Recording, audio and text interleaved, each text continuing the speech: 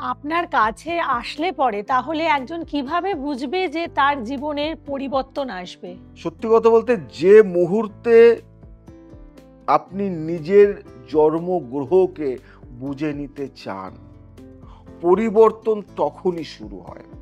কারণ ভাগ্য বদলানোর প্রথম ধাপ হলো জ্ঞান, আর দ্বিতীয় ধাপ বিশ্বাস। আমার কাছে এসে মানুষ নিজের শক্তি চিনে নিতে শেখে, এবং সেই জ্ঞানই তাকে একদিন অবিশ্বাস সাফল্যের মুখোমুখি করে, বুঝলে?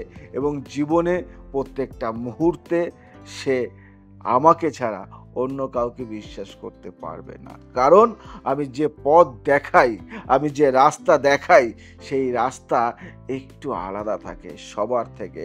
১০০ জনের ভিড়ের মধ্যেও কিন্তু একটা অনবদ্য দিক থাকে।